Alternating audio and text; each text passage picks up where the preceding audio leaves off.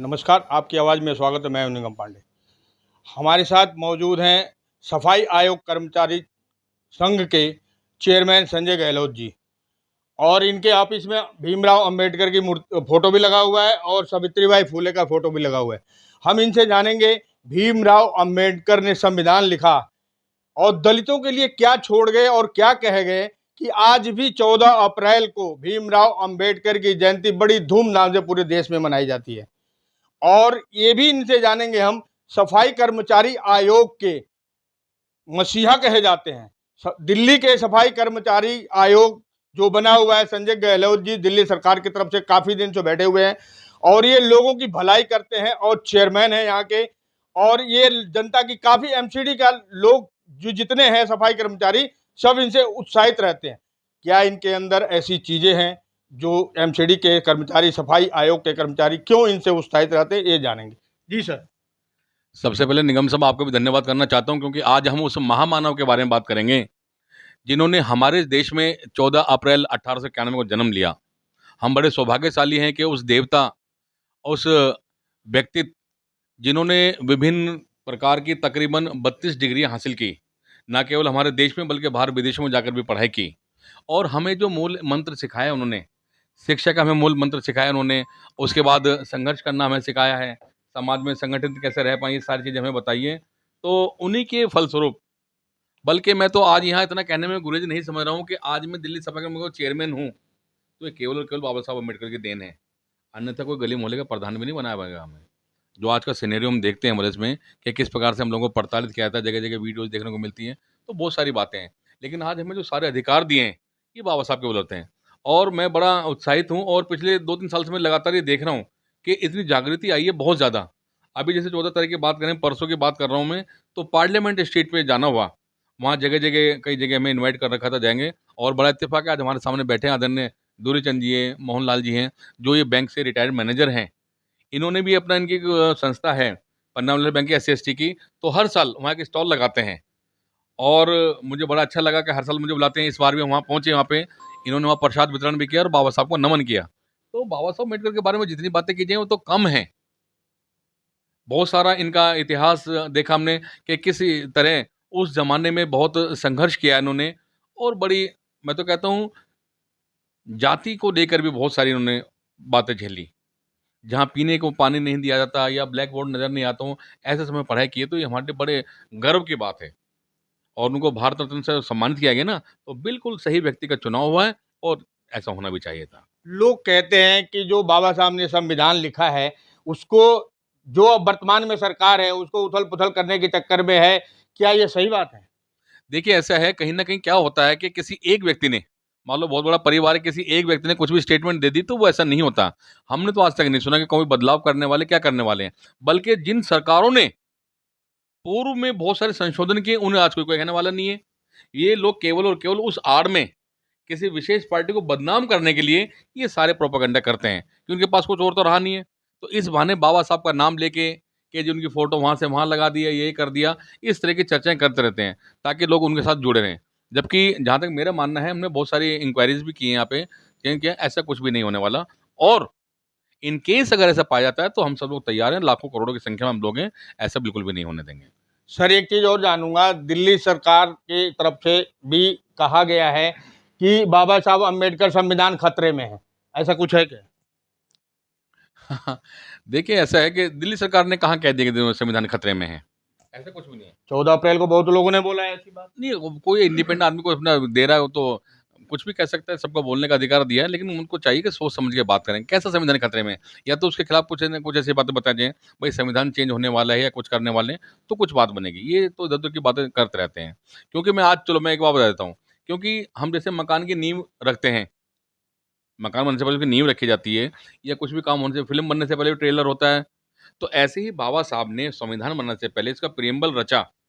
उस प्रिएम्बल में साफ-साफ है, "we the people of India having solemnly resolved to constitute India into a sovereign, socialist, secular, democratic, and republic, and to secure to all its citizens justice, social, economic, and political, liberty of thought, expression, belief, faith, and worship, equality of status and of opportunity, and to promote among them all fraternity, assuring the dignity of the individual and the unity and integration of the nation।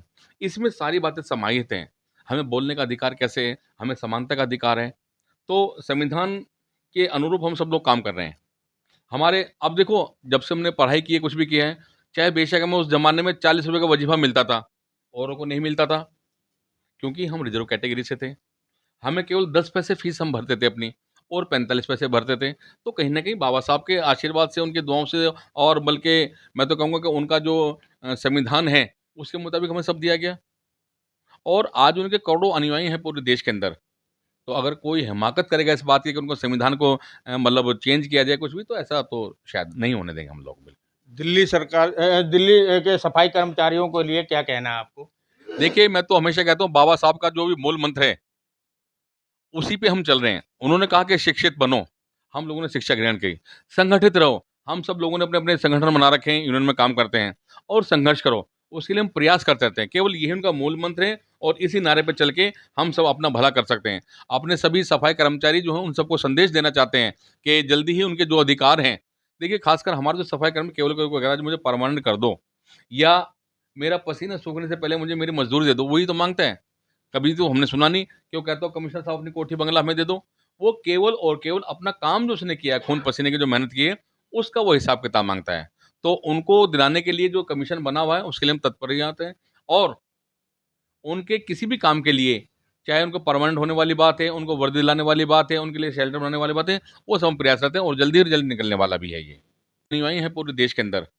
तो अगर कोई हिमाकत करेगा इस बात की कि उनको संविधान को मतलब चेंज किया जाए कुछ भी, तो ऐसा तो शायद नहीं होने देंगे हम लोग, बिल्कुल। दिल्ली के सफाई कर्मचारियों के लिए क्या कहना है आपको?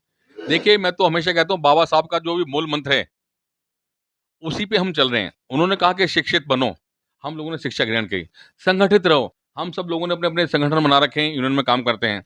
और संघर्ष करो, उसके लिए हम प्रयास करते रहते हैं। केवल यही उनका मूल मंत्र है, और इसी नारे पे चल के हम सब अपना भला कर सकते हैं। अपने सभी सफाई कर्मचारी जो हैं, उन सबको संदेश देना चाहते हैं कि जल्दी ही उनके जो अधिकार हैं, देखिए खासकर हमारे जो सफाई कर्मी केवल कोई कह रहा है मुझे परमानेंट कर दो, या मेरा पसीना सूखने से पहले मुझे मेरी मजदूरी दे दो, वही तो माँगते हैं। कभी तो हमने सुना नहीं कि वो कहता हो कमिश्नर साहब अपनी कोठी बंगला हमें दे दो। वो केवल और केवल अपना काम जो उसने किया है, खून पसीने की जो मेहनत की है, उसका वो हिसाब किताब माँगता है। तो उनको दिलाने के लिए जो कमीशन बना हुआ है, उसके लिए हम तत्पर ही आते हैं। और उनके किसी भी काम के लिए, चाहे उनको परमानेंट होने वाली बात है, उनको वर्दी दिलाने वाली बात है, उनके लिए शेल्टर बनाने वाली बात है, वो सब हम प्रयास करते हैं, और जल्दी से जल्दी निकलने वाला भी है ये।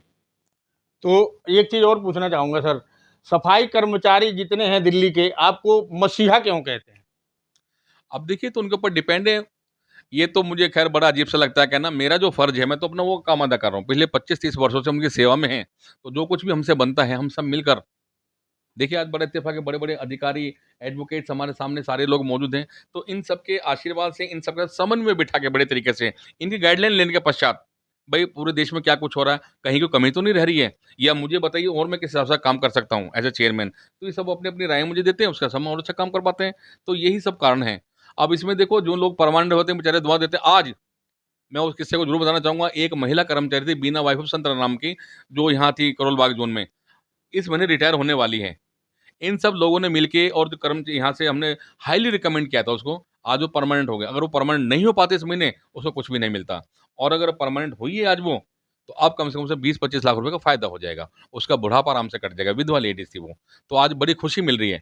और मैं तो सबसे कहना चाहता हूँ कि आप समाज हित में कोई काम करके तो देखना। बहुत ये अजीब-सी बात है, लेकिन मेरे मन में तो मैं कह भी देता हूँ, जो मैंने मतलब महसूस भी किया है। जितना हम इज़्ज़त अपने दामाद की करते हैं ना, कि जी आएँ, हमारे कर्मचारी बहुत मतलब एक खुददार किस्म की कौम है हमारी। आप कभी इनका काम करके देखना, अगर आँखों पे ना बिठा लें, तो मेरा नाम बदल देना। तो ये सब कहना, कोई मसीहा कहता है या कोई कुछ कहता है, ये सब उनके ऊपर डिपेंड है, जो भी कुछ उन्हें समझते आते हैं। बल्कि ऐसे-ऐसे शब्द है ना, ये मुझे और मजबूर कर देते हैं और अच्छा काम करने के लिए। मैं इन सबको विश्वास दिलाता हूँ कि जो भी कुछ बन पाएगा, अभी मेरा 1 साल का टेन्योर और बाकी बचा हुआ है, उसमें और बहुत ही बढ़िया किस्म का काम करके दिखाएँगे, उत्कृष्ट काम करेंगे, ताकि मेरी वजह से जो मैं यहाँ हूँ, उन लोगों को भला हो पाएगा। तो तभी मेरा यहाँ बैठना सार्थक होगा, अन्यथा सब बेकार की बात है। मैं नहीं मानता इन चीज़ों को फिर। ये थे हमारे साथ संजय गहलोत जी। इन्होंने अपने डिपार्टमेंट को, अपने सफाई कर्मचारियों को अपने बारे में अच्छी तरह बता दिया है और भीमराव अंबेडकर के बारे में इन्होंने जानकारी दिया है और इनको मसीहा क्यों कहा जाता है, इन्होंने उसका भी जवाब दिया है हमारे चैनल के माध्यम से हमारे दर्शकों को। आपको बता दूं कि ये है संजय गहलोत जी, जो सफाई आयोग कर्मचारी चेयरमैन हैं और दिल्ली सरकार में मिलजुल के अच्छी तरह से सफाई कर्मचारियों के लिए बराबर हर जगह बेहतरीन, हर जगह तात्पर्य काम करने के लिए इच्छुक रहते हैं।